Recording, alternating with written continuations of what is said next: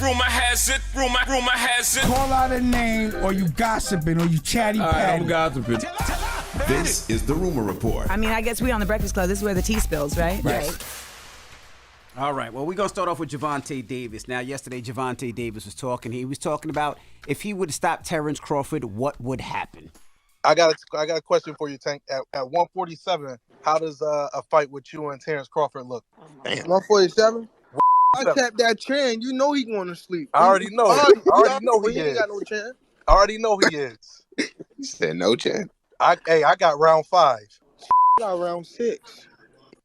We'll go with that. I'm gonna put my money around 6. What do you think? Gervonta Tank at 147. I mean, Tank and Crawford at 147. Mm-hmm. I'll take Bud in that. I like Tank a lot though. Why?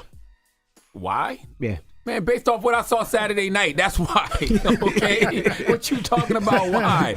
Like, Terence Crawford unlocked the level that, none of us have seen. And we all know Terence Crawford is a beast. We know that. With 40-0, how many knockouts? Like 32 or something like that? Like, we know he's a beast. But on Saturday night, we saw him unlock another level. So he has another level. And the level I saw Saturday, I don't see nobody beating Terence Crawford at 147. Willie D, what you think? I concur. Mm. Yeah. What Terence Crawford did, man, it was magical, and it was reminiscent of the golden era of boxing, where you had the Hearns and the Sugar Ray Leonards and the Haglers and the Roberto Durans and the Wilfred Benitez's. Man, that was like, hey, man. That was on that type of level. That's right. Is that a fight y'all would want to see, though? We haven't seen that in a while. Mm-hmm. Is that a fight y'all would want to see? I would absolutely like to see that. Tank and Bud would be great at 147. Mm-hmm. But like I said, after what I saw Saturday night, I don't see nobody beating Terence Crawford at 147. If he can get to that, if he can go to that level in a fight, no. Now let's talk about LeBron James. His I Promise school. They're saying that 8th graders failed to pass the state math test. It was reportedly last year that, of course, the school is in Akron, Ohio, hadn't passed the math portion of their state proficiency exam in 3 years. Yikes. Now, Stephanie Davis, the new principal, said this: one of the things I'm most excited about coming into the I Promise school is the optimism and energy around getting our students to a level of achievement we know they're capable of. At this recent board meeting, our preliminary OST data was shared, but it's important to note that proficiency is based on master and grade level standards.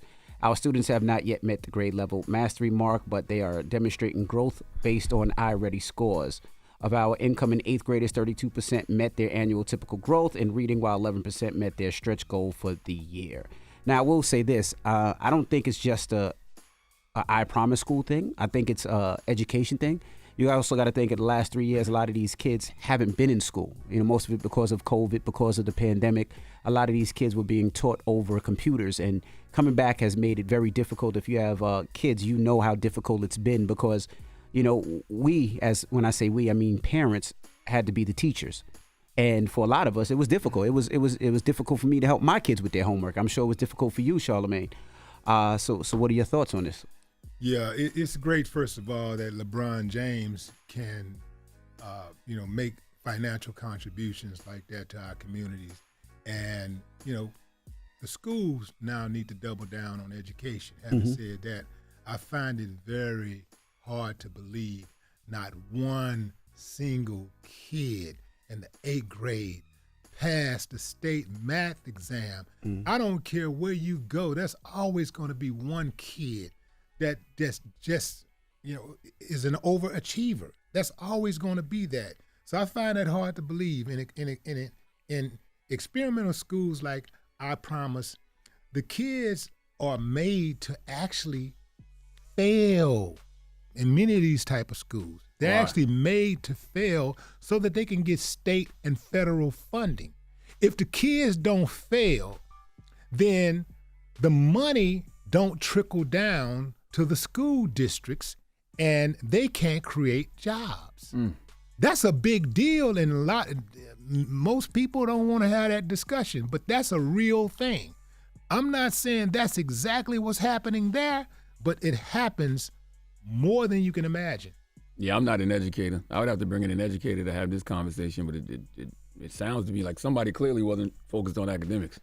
Right, and then I'm also wondering how many students are actually in the school. You know what I mean? Because we can say all the 8th graders, but how many 8th grade students were there? You know what I mean? Because this is a small school. It's not a huge school, what you would think of. And I think I'm reading now, one report says, in the 8th grade, I'm trying to see, but I think in the full school, it's 500 students, and that's from 3 to 7, I think, or 3 to 9. I'm not sure, but I'm just curious to how many students are actually in that school. I don't know, but either way, if all your 8th grade students fail in math, somebody's not focused on academics. So to me, that lies squarely at the feet of the educators. Absolutely. And this is over 3 years. Yeah, over 3 years. This is over 3 years. But let's make sure that we also include the parents, because everything starts at home, and no matter what the school is doing, the parents have the most access and authority over the children. And if the parents are not on board, it is extremely difficult. Having said that, it is anytime you can have an adult that can step in and help out kids, and kids, there's a place that kids can go to, like I Promise, and there's a safe space that they can go to and have these experiences and be able to learn. You're in a place where people really care about you. That's important, because as we know, like, one adult could change the trajectory of a child's life. That happened for me with my homeroom teacher, Miss Emmett Oliver. I mean, she literally saved my life. And this can happen when you get good educators. And I do believe that there are some good educators there, but you're going up against a system. All right.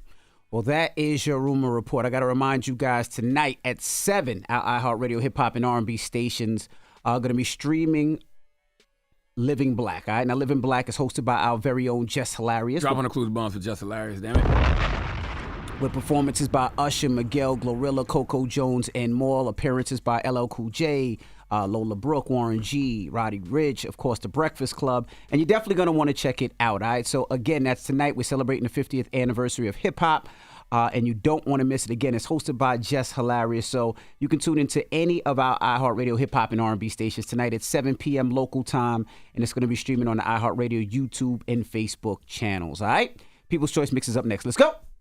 Wake that ass up. Early in the morning. The Breakfast Club.